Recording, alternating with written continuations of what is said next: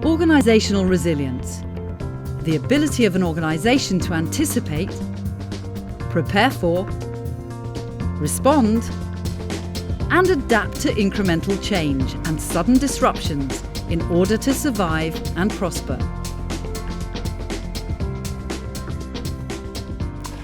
As a chief executive of a company myself, I think about not just the short-term but the long-term prospects of a business.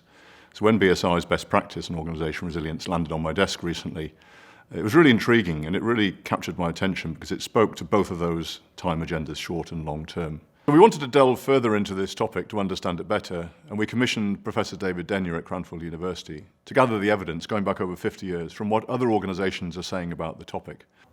The report identifies that the thinking on organisational resilience has evolved over 5 distinct phases. The first phase was very much about stopping bad things happening. It was about preventative control. It was about having systems and processes in place. That then moved on to an agenda which was very much about having people who were alert, attentive, careful, mindful of what they were doing in order to avoid, trap and mitigate problems. The next phase of organisational resilience thinking was very much about a progressive agenda. And there are 2 aspects to that. The first aspect is around performance optimization, which is about doing what the organisation does. So it's existing technologies, it's existing markets, existing processes, but doing that much better. That's opposed to the 4th phase of resilience thinking, which was very much about the organisation doing something radically different. So to be the disruption in its marketplace, that requires adaptive innovation. The 5th phase, which we're calling paradoxical thinking, is about blending the 4 former phases into a more holistic and blended fit-for-purpose approach for the particular context that that organisation faces. Within those 5 perspectives on organisational resilience, we find 2 core drivers and 2 core approaches that organisations can adopt.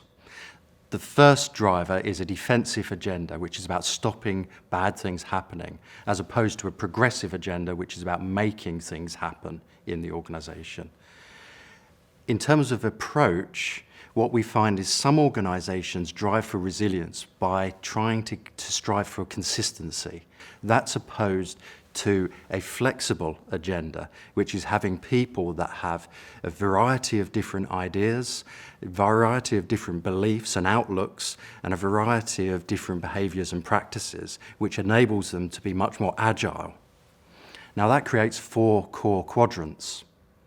In the bottom left, we have the preventative control. That's about defensive agenda by being very consistent. So this is about putting defences in depth. It's about stopping bad things happening. This is opposed to the bottom right-hand quadrant, which is about mindful action.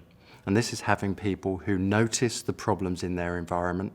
They're able to raise those concerns, and those concerns are listened to, and they're empowered to act, to take action, to stop the problem cascading and escalating through the system.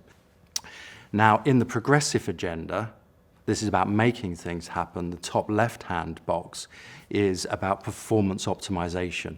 This is about the organisation doing what it does now, but doing it better to drive competitive advantage. Now, this box is opposed to the top right-hand box, which is very much about adaptive innovation. This is about being the disruption in the marketplace. No singular approach to organisational resilience actually achieves performance in the longer term. It's actually a blend of these different approaches. The challenge for organisations is that there are tensions between the different quadrants. For example, when an organisation feels a threat, it tends to retreat into the bottom left-hand box, which is about preventative control. So it puts more systems and processes in place, it controls resources, and it controls its people even more, which drives out the flexibility and the agility that it needs to perform well in a dynamic and changing environment. We also propose a new methodology, which is about how you achieve organisational resilience.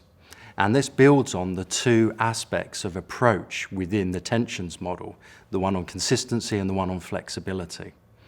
Now, existing approaches of plan, do, check and act, which many organisations know and have used, fits really well in terms of the consistency agenda. What we're proposing is the Foresight methodology to drive the flexibility agenda. The Foresight methodology has 4 aspects to it. The first aspect is foresight. Foresight's about anticipating the threats and opportunities that your organisation will face in the future. Insight is about understanding the present conditions of the organisation, what the situation is, and how people are acting. Oversight's about measuring and monitoring the system and having the checks and balances in place. And hindsight is about learning and learning from experience. The Foresight model is particularly useful for organisations that are operating in more volatile, uncertain, complex and ambiguous environments. Organisations need to be both consistent and flexible. That requires a blending of the plan, do, check, act methodology and the Foresight methodology.